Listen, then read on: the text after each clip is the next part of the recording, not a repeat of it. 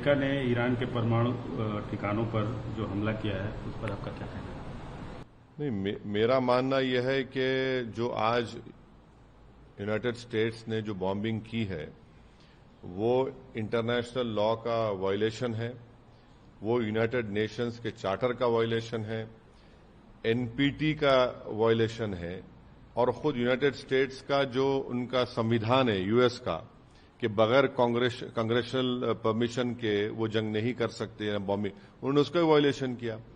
और उन्हीं का इंटेलिजेंस डिपार्टमेंट, यूएस का इंटेलिजेंस डिपार्टमेंट ने कहा कि ईरान तो न्यूक्लियर वॉरहेड वेपन्स के करीब नहीं था।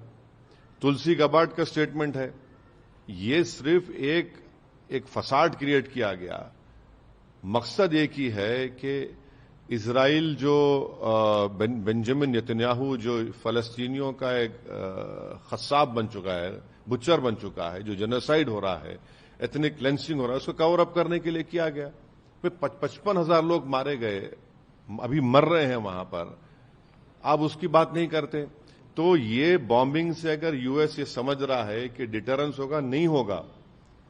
आप देखना आइंदा 5-10 साल में ईरान 90% एनरिचमेंट करेगा। आप इस बात को देख लेना कि उस इलाके में जितने मुस्लिम अरब कंट्रीज हैं वो अब ये तय करेंगे कि भाई हमारा को अगर डिटरेंस चाहिए इजराइल से तो हमको भी अब वही करना पड़ेगा। वो भी करेंगे, न्यूक्लियर बॉम्ब्स बनाएंगे, न्यूक्लियर वॉरहेड्स बनाएंगे। और ये जो यूएस ने किया है, इराक में आपने झूठ बोला था वेपन्स ऑफ मास डिस्ट्रक्शन, कहां मिला? कुछ नहीं मिला। आपने लीबिया में गद्दाफी को हटाया, ये कुछ इल्जाम लगाकर केमिकल वेपन, क्या हुआ? कुछ नहीं निकला। तो आप ये जो इंस्टेबिलिटी क्रिएट कर रहे हैं, ये इंस्टेबिलिटी आपको ही महंगी पड़ेगी। अगर कल वहां पर जंग हो जाएगी उस इलाके में, जो अब पूरे आसार नजर आते हैं, तो फिर पूरा इलाका एक आग की झोंक में होगा। और वहां पर 60 लाख से ज्यादा भारत के लोग काम करते हैं उस तमाम कंट्रीज में। हमारे इंडियन कंपनीज का इन्वेस्टमेंट है उन कंट्रीज में। एक बहुत बड़ा फॉरेन एक्सचेंज हमको वहां से आता है। और एक बात याद रखिए, जो गल्फ कंट्रीज में जो भारत के नागरिक काम करते हैं इनकम टैक्स नहीं देते, वो नॉर्थ अमेरिका में इनकम टैक्स देते हैं, यहां पर हमको आता है। तो फिर कितना बड़ा नुकसान होगा सबका। तो ये बात हमको समझने की जरूरत है। और आखिरी बात यह है कि इसीलिए पाकिस्तान ने नोबेल पीस प्राइज के लिए कहा था, और इसीलिए क्या उनका जो जनरल था जाकर ट्रंप के पास बैठकर खाना खाया था, तब उनको ये तो सब एक्सपोज हो गए यहां से लेके वहां तक। पाकिस्तानी मुस्लिम आवाम को नहीं, पाकिस्तान के देखिए, पाकिस्तान ने फॉर्मल कहा ना कि हम ट्रंप के लिए नोबेल पीस प्राइज बोलेंगे। तो क्या इन्होंने इसीलिए कहा था? इसीलिए कहा कि उनको नोबेल पीस प्राइज मिलना चाहिए इस आदमी को, इस प्रेसिडेंट को, जिसने अपने ही देश के संविधान का वायलेशन किया, यूनाइटेड नेशन चार्टर का वायलेशन किया, इंटरनेशनल लॉ का वायलेशन किया, एनपीटी का वायलेशन किया। तो क्या इसीलिए पाकिस्तान प्रेसिडेंट ट्रंप को नोबेल पीस प्राइज के लिए रेकमेंड किया था क्या? सर, यूएस की भूमिका मिडिल ईस्ट रीजन में नहीं, यूएस ऑनेस्ट ब्रोकर कभी नहीं था। चाहे इराक हो, चाहे लीबिया हो, चाहे पैलेस्टाइन हो। और ये जो गजा में जेनोसाइड हो रहा है, जो एथनिक क्लेंसिंग हो रही है रेसिस्ट स्टेट की तरफ से, उस पर तो यूएस बिल्कुल खामोश बैठा हुआ है। सारी दुनिया बोल रही है कि पैलेस्टीनियंस का एथनिक क्लेंसिंग हो रही है। माने अगर वो लोग खाना लेने जा रहे हैं तो गोलियां चलाकर उनको मार रहे हैं। और पूरी वेस्टर्न ममालिक जो बड़ा पूरे विश्व में दर्ज देते हैं ह्यूमन राइट्स, अरे तुम लोग कह के ह्यूमन राइट्स बात कर रहे हैं? कौन सी ह्यूमन राइट्स बात कर रहे हैं? इजराइल के पास जो इतने वॉरहेड्स है, न्यूक्लियर टेक्नोलॉजी है, वो लोग बोलते हैं एक्सपर्ट वो 700-800 है। इजराइल ना एनपीटी का मेंबर है, इजराइल आईएईए को अलाउ नहीं करता। आप उसके न्यूक्लियर जो बनाकर बैठा हुआ इतने बरसों से, उस पर कोई बात ही नहीं करता। तो ये इनका डबल स्टैंडर्ड है, इनकी हिपोक्रेसी है। सर, इजराइल के प्रधानमंत्री ने ट्रंप की तारीफ की है, बोला है कि ये कार्रवाई इतिहास यही बताएगा कि अगर जंग शुरू हो गई, जिस तरह इराक में हुआ था, इस तरह अगर जंग शुरू हो गई तो नुकसान खामियाजा कौन भुगतेगा? कितने मासूम लोग मारे जाएंगे? इसमें भारत के लिए परेशानी हो जाएगी।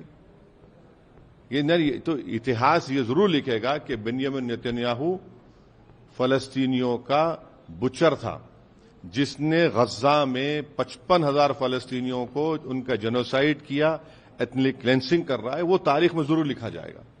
سر، یہ جو بھارت کا ایران سر جانا ہے میرے کو، بہت دیر ہو گئی۔ جو بھارت کا ایران سے، یو ایس سے اور اسرائیل سے جو اسٹریٹجک پارٹنرشپ ہے، اس سچویشن ارے ہم ایران میں چھابار پورٹ بنا رہے ہیں، 20 سال اس کو آپریٹ کریں گے، ہم پاکستان کو بائی پاس کر افغانستان میں ان کی مدد کریں گے، تو ہم امید کرتے ہیں کہ بھارت سرکار اس کا نوٹ لے، اس کا کنڈیم کرے۔ ایسا تو ہم پالیسی ہماری کچھ تو واضح صاف پالیسی ہونی چاہیے ہماری اس کے اوپر۔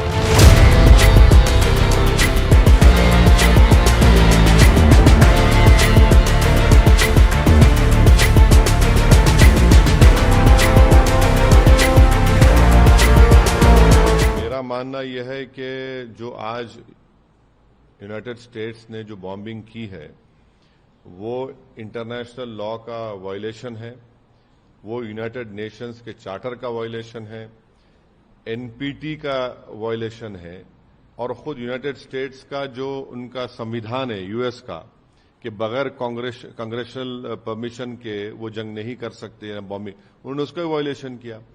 اور انہی کا انٹیلیجنس ڈپارٹمنٹ، US کا انٹیلیجنس ڈپارٹمنٹ نے کہا کہ ایران تو نیوکلیئر وار ہیڈ ویپنز کے قریب نہیں تھا۔ تلسی گبارڈ کا سٹیٹمنٹ ہے۔ یہ صرف ایک فساد کریٹ کیا گیا، مقصد ایک ہی ہے کہ اسرائیل جو بنجامین نیتنیاہو جو فلسطینیوں کا ایک خصاب بن چکا ہے، بچر بن چکا ہے، جو جنوسائیڈ ہو رہا ہے، ایتنک کلینسنگ ہو رہا ہے، اس کو کور اپ کرنے کے لیے کیا گیا۔ 55,000 لوگ مارے گئے، ابھی مر رہے ہیں وہاں پر، آپ اس کی بات نہیں کرتے۔ تو یہ بامبنگ سے اگر US یہ سمجھ رہا ہے کہ ڈیٹرنس ہوگا، نہیں ہوگا۔ آپ دیکھنا آئندہ 5-10 سال میں ایران 90% انریچمنٹ کرے گا۔ آپ اس بات کو دیکھ لینا کہ اس علاقے میں جتنے مسلم عرب کنٹریز ہیں وہ اب یہ طے کریں گے کہ بھئی ہمارا کو اگر ڈیٹرنس چاہیے اسرائیل سے تو ہم کو بھی اب وہی کرنا پڑے گا، وہ بھی کریں گے، نیوکلیئر بامز بنائیں گے، نیوکلیئر وارہیڈز بنائیں گے۔ اور یہ جو US نے کیا ہے، عراق میں آپ نے جھوٹ بولا تھا ویپنز آف ماس ڈسٹرکشن، کہاں ملا؟ کچھ نہیں ملا۔ آپ نے لیبیا میں غدافی کو ہٹایا، یہ کچھ الزام لگا کر کیمیکل ویپن، کیا ہوا؟ کچھ نہیں نکلا۔ تو آپ یہ جو انسٹیبلٹی کریٹ کر رہے ہیں، یہ انسٹیبلٹی آپ کو ہی مہنگی پڑے گی۔ اگر کل وہاں پر جنگ ہو جائے گی اس علاقے میں، جو اب پورے آثار نظر آتے ہیں، تو پھر پورا علاقہ ایک آگ کی جھونک میں ہوگا۔